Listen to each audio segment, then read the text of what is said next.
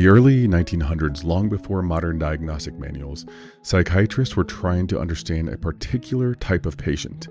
They weren't disruptive, they weren't emotionally explosive, they weren't even especially distressed.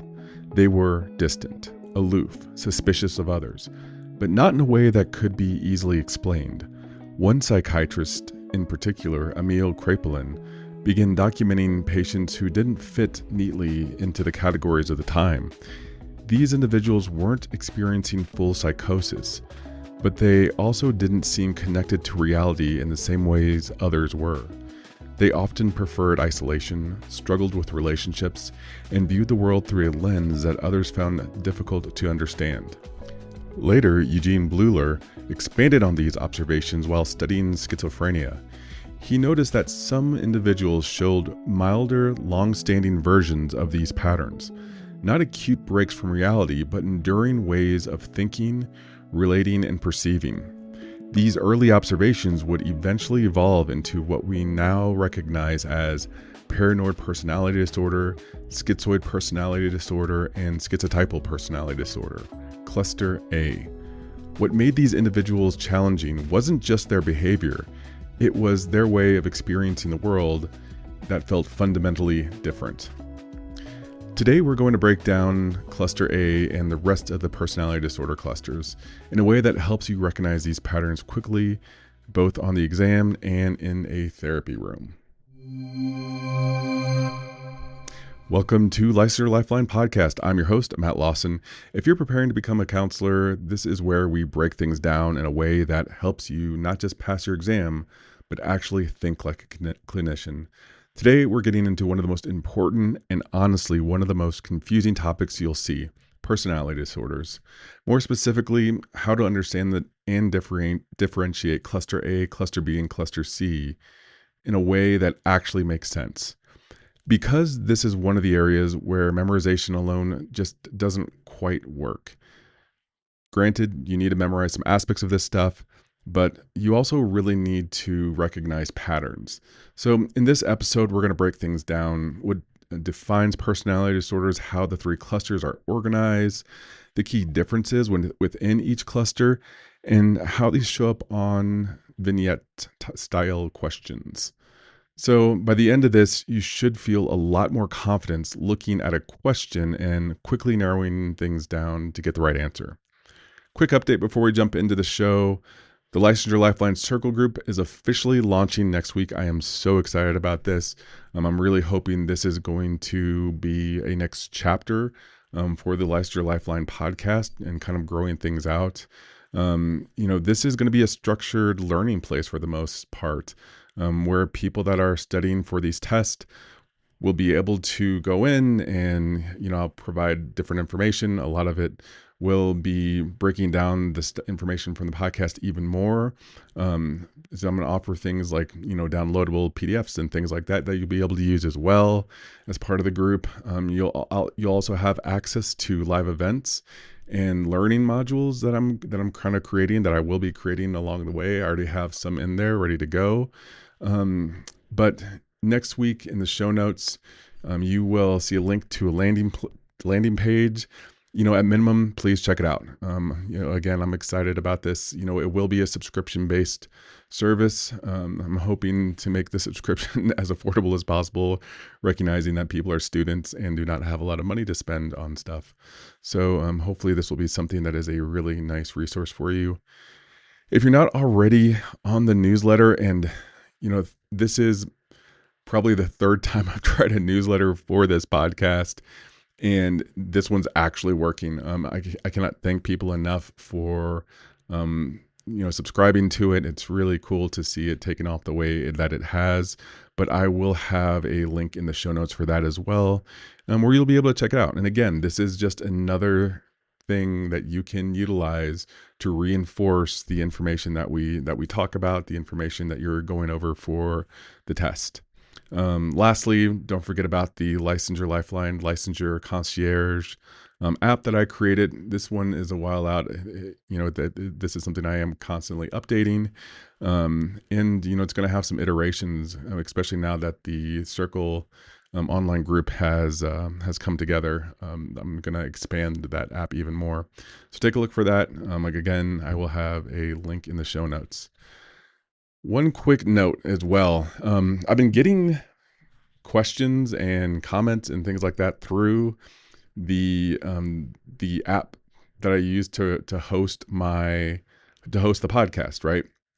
The thing is with that app, I can't respond to any of your messages, and people ask really good questions. There was this question that stands out. Somebody was asking about some ethical implications around some paperwork that an individual sent them. I have no way of responding to that. I'm hoping that this person will hear this podcast episode and reach out to me through the Instagram link or my Instagram page. Again, I'll put a link for that in the show notes as well. But Instagram is probably going to be the best way to connect with me. You can also use the email for the show. It's licensurelifeline@gmail.com. That's another really great place if you want to send questions or have any comments about the show. That's another really great place to connect with me, and hopefully I can easily respond to you through email. All right. Lastly, if you find this show helpful, please share it with other people. I like getting the word out, and this is something that has been a fun project. I mean, we're coming up on 2 years here of this podcast, so please get this out to other individuals that you feel will be helpful. All right, let's get into the news.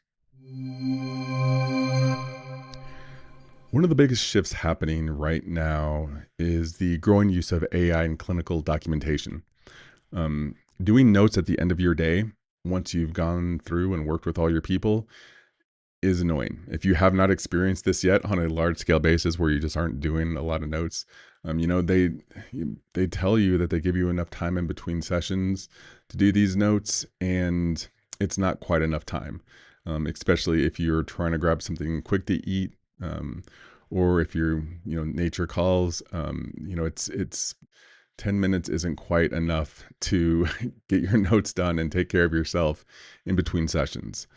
And what we're seeing now, organizations like the American Psychological Association, multiple healthcare systems have been discussing how AI assisted note taking is starting to reduce the administrative burden for clinicians, which is amazing. And I was just talking to a clinician a couple of weeks ago, and it's cut their workload, especially at the end of their day in half.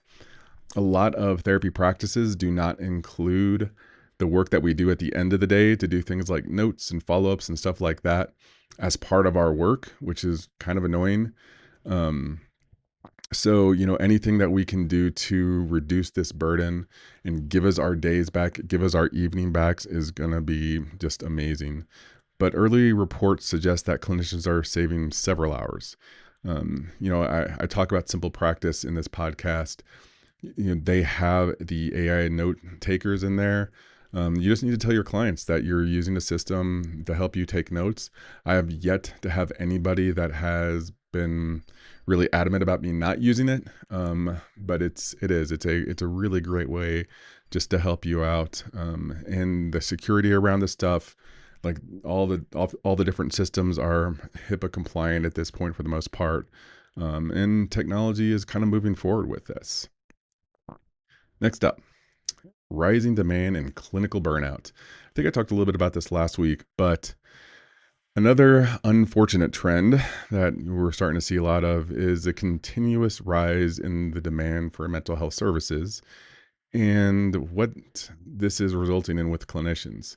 According to recent data highlighted by the National Alliance on Mental Illness, demand for services remain high across the U.S., while many providers report increased caseload and administrative strain.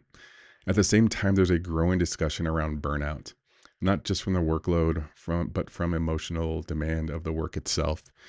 Therapy has long time been in a bit of a conundrum around how we work. You see, unfortunately, a lot of organizations that insist on an 8-hour workday with therapists. And, sometimes they do include the administrative work in there. A lot of times they don't. A lot of times you will see organizations that basically say you need to see 8 people a day and that's your 8 hours of work. Therapy is not, it's not like any other job, right? If you go into a organization and you're an accountant, you have an 8 hour day there, it's not quite a solid 8 hours. Most people I talk to, their actual day of work is more like 4 or 5 hours. Therapists are engaged. They're dealing with really heavy things for multiple hours at a time. And it really burns you out. We say things like self care. You hear about stuff like self care when you're in school and when you're out. This piece becomes extremely important for therapists. We need to have this stuff in place before we go into practice. You need to have a good routine in place before you go into practice because this field can really wear people out. And again, something I talk about, we need to advocate for ourselves. It is something that we're seeing more and more and more of. But therapists shouldn't be burdened with, again, like 8 hour caseloads, 7 hour caseloads. I know for me, like my max in a given day is 5. When I'm going over that, the quality that I'm able to provide to people past 5 sessions in a day is getting pretty wild. I see 7, 8 people in one day. I almost feel bad for those last couple people at the end of the day because my brain is mush. So, it is like as we get into this field, as you get into this field, please, advocate for yourselves. Talk to other people, see what organizations actually support therapists, and use that as a way of considering how and who you want to work for. All right, let's get into personality disorder clusters. One of my favorite areas to talk about, one of my favorite areas to learn about, not necessarily one of my favorite areas to work with people around. I think as part of being a therapist, we all at some point need to work with people that struggle with personality disorders. I know some clinicians that are much better at doing it than I am. And I'm happy to refer my clients that struggle with personality disorders to these individuals. Again, like being able to know what you're capable of and understanding where your places are, you know, what floats your boat when you're in the therapy world. But personality disorders are one of those topics that can feel overwhelming at first because there are a lot of diagnoses, a lot of criteria, and a lot of overlap. Okay, so what is a personality disorder? At its core, a personality disorder is an enduring, inflexible pattern of thinking, feeling, and behaving that shows up across situations and causes distress or impairment. I think what happens a lot of times in pop culture is you see people say stuff like, they have narcissistic tendencies or they have borderline tendencies. And a lot of that stuff, it's not necessarily somebody that has that disorder. You can have tendencies and not have this disorder. The important piece to remember here are these are enduring. They're inflexible patterns that are really part of who the person is. So key features you want to remember are, like I said, the enduring part, long-standing, not temporary, pervasive across relationships, work, and life. So these don't just show up in one area. Then that inflexible piece, these are rigid patterns that are hard to adapt. And then distressing or impairing. So the way this person is, the way this person behaves, the way they are at their being impacts their functioning in life. So this is not some temporary reaction or a short-term crisis or a momentary phrase. This is a pattern of being. Why clusters matter? So instead of memorizing 10 different disorders separately, grouping them together actually helps us remember, right? Personality disorders are organized into 3 clusters. Cluster A, odd and eccentric. Cluster B, dramatic, emotional, and erratic. Cluster C, anxious and fearful. If you remember the tone of the clusters, you can usually narrow things down really quick. So So let's get into cluster A. Cluster A is the odd and eccentric. So think disconnected from others and reality. Included under this cluster are paranoid personality disorder, schizoid personality disorder, and schizotypal personality disorder.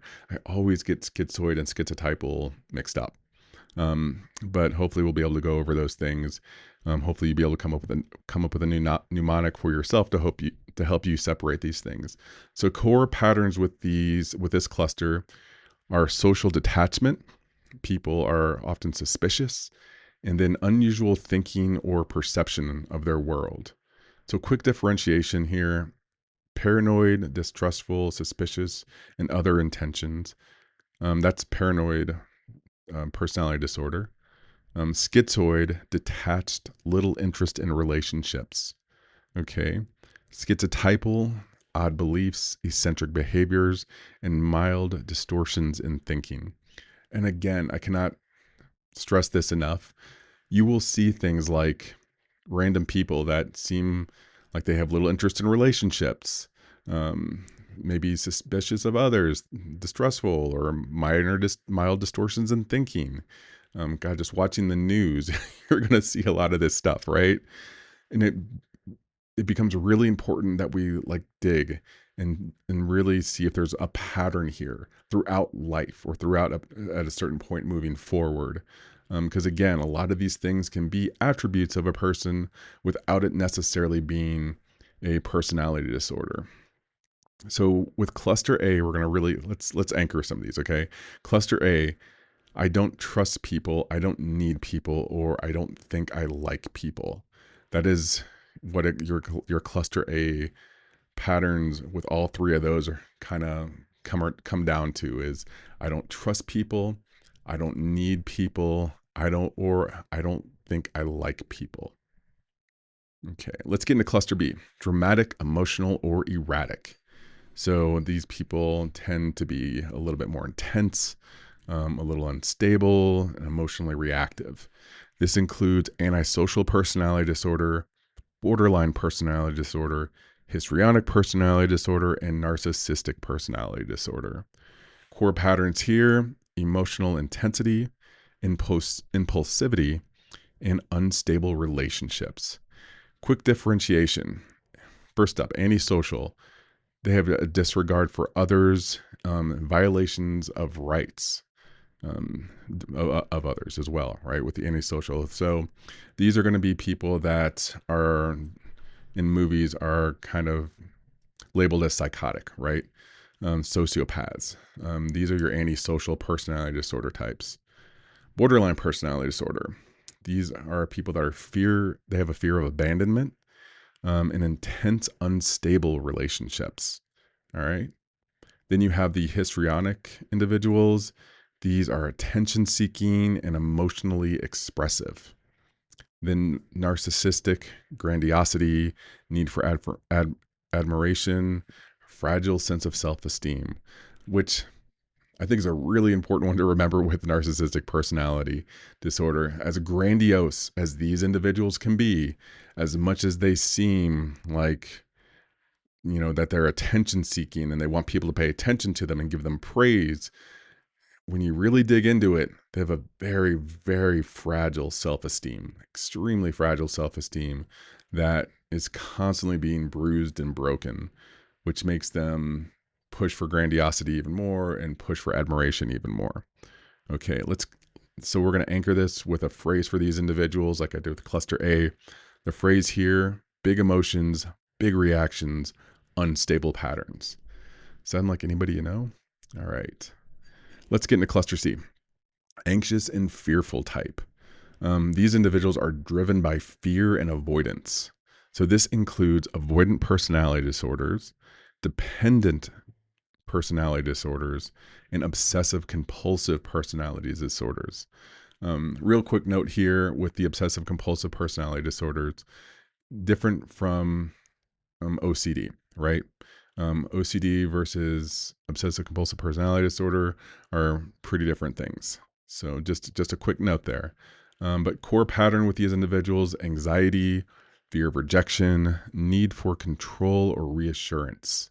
So first up, with avoidant personality disorder, they they want relationships, but also avoid due to fear of rejection. Okay, so they want to be in relationships. They want to have people around them, but they're also afraid of approaching. They're afraid of developing because they're afraid of being rejected.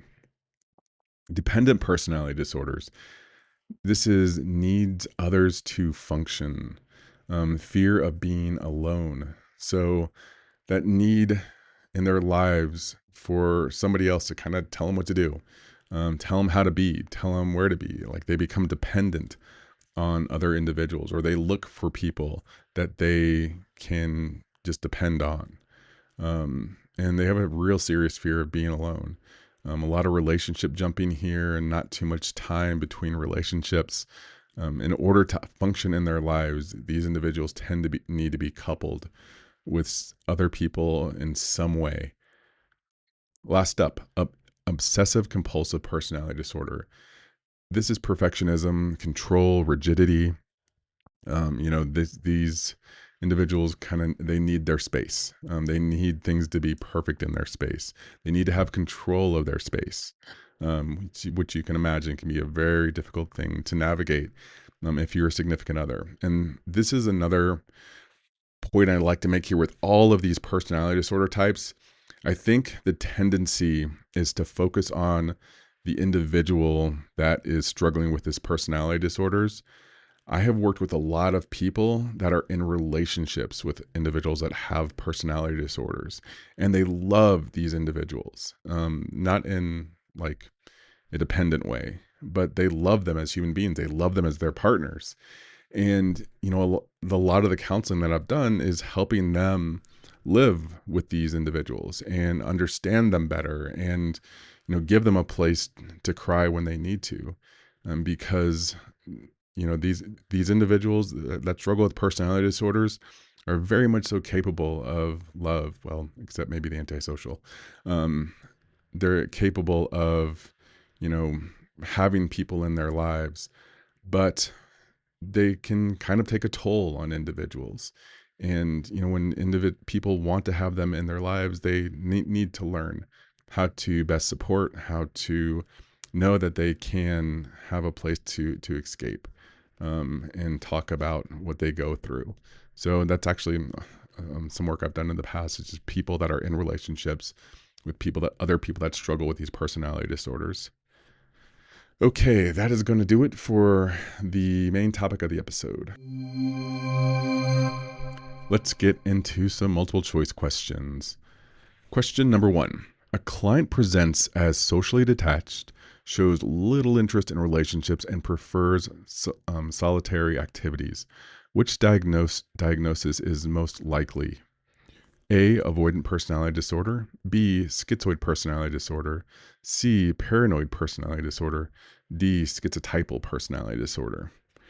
Correct answer here is going to be B. Schizoid personality disorder. So, avoidant personality disorder, they want the relationship, but they fear rejection, remember. Paranoid personality disorder is distrustful and suspicious. Schizotypal, odd beliefs and eccentric behaviors, and schizoid does not desire a relationship. Real quick, this question just made me think of something that, again, another really important piece with understanding personality disorders is, you see this personality disorder is developed for these individuals as a way to cope, right? Like their brains, their way of being, their experiences in life brought them around to this personality disorder, these personality types, and they have come to this place where this is what they see as their best way to make it through this world.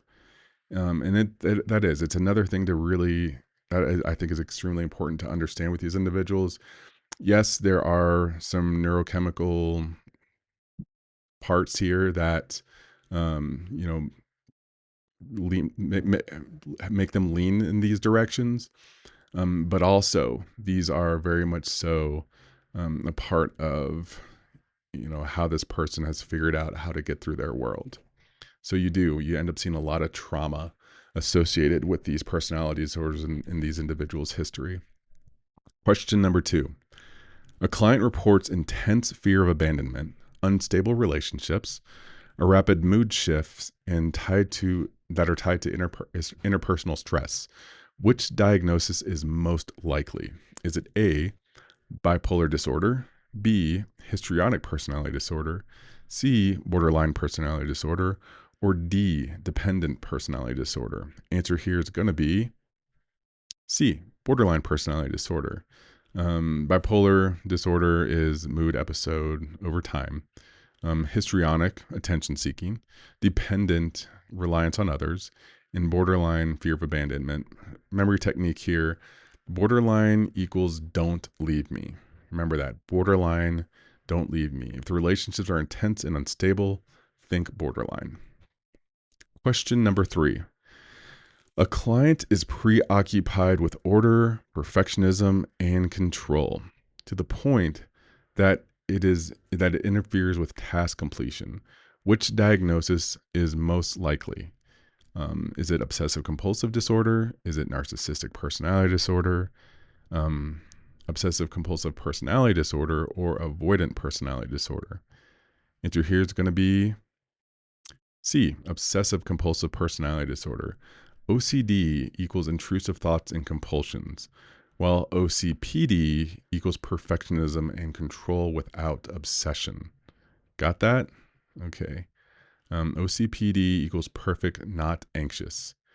If it's not about control and perfection, no rituals, think OCPD. Okay. Question number 4. A client wants close relationships but avoids social situations due to fear of rejection and criticism. Which diagnosis is most likely? Schizoid personality disorder, B, avoidant personality disorder, C, dependent personality disorder, or D, paranoid personality disorder? Correct answer is going to be B, avoidant personality disorder. Memory technique here: avoidant equals want but won't. Remember that. Avoidant equals want but won't. They want a relationship but avoid them.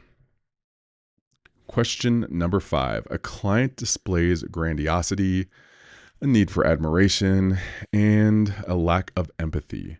Which diagnosis is most likely?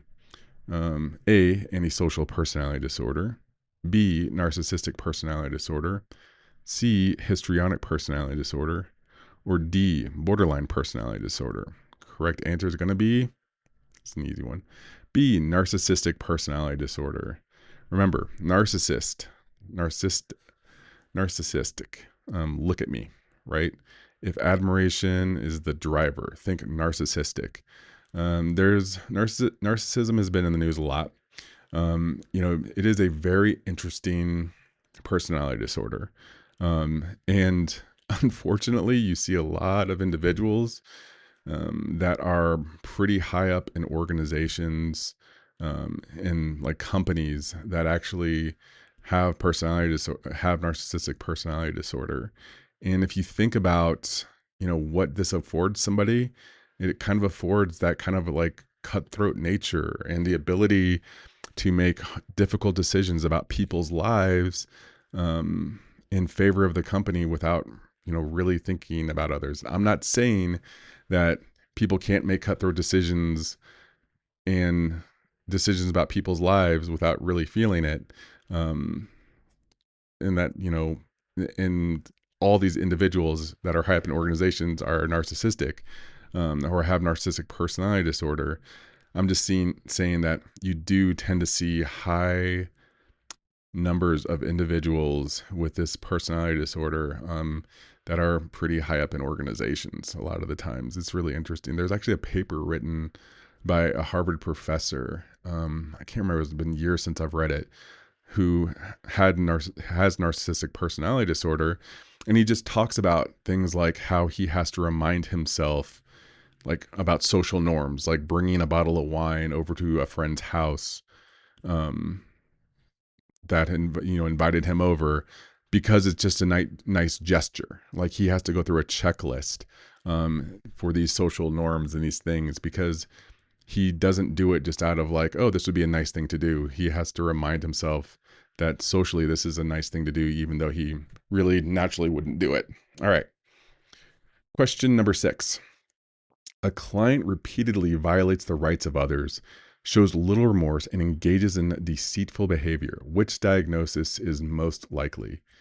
Is it A, narcissistic personality disorder, B, antisocial personality disorder, C, borderline personality disorder, or D, paranoid personality disorder? Answer here is going to be B, antisocial personality disorder. Memory technique for this one: antisocial equals rules don't apply. If there's harm plus no remorse, think antisocial.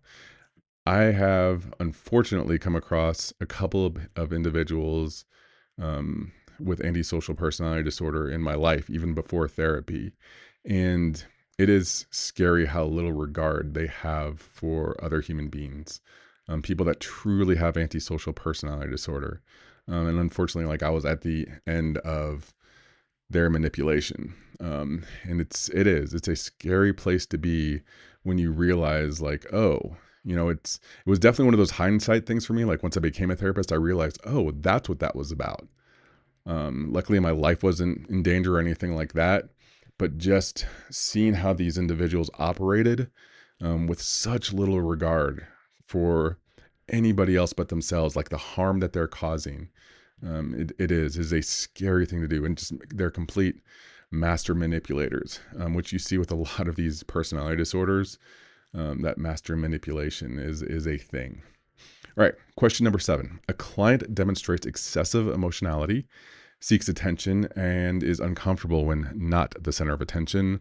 Which diagnosis is most likely? Narcissistic personality disorder, borderline personality disorder, histrionic personality disorder, or dependent personality disorder? Answer here is going to be C, histrionic personality disorder. Do you want to guess where you see a lot of individuals with histrionic personality disorder? Not a tough challenge here. I'll leave that one up in the air. But memory technique: histrionic equals spotlight. If they need attention, think histrionic. All right. That is going to do it for the questions. In this episode, we walked through personality disorders in a way that's meant to simplify what can feel like a really overwhelming topic, and also a super interesting topic. We looked at what defines a personality disorder as an enduring and flexible pattern, how those patterns group into cluster A, B, and C, and how to quickly recognize them and the differences between them. The most important takeaway isn't the list of diagnoses. You're not memorizing disorders, you're recognizing patterns. I cannot emphasize that enough. You're recognizing patterns. Because again, you can take some attributes of all of these and memorize them and seemingly just put that memorization up against a person. And it's not quite a personality disorder. You have to see the patterns. You have to dig here. But, you're going to sit across from somebody that, that you're going to wonder, like, what you're actually seeing here.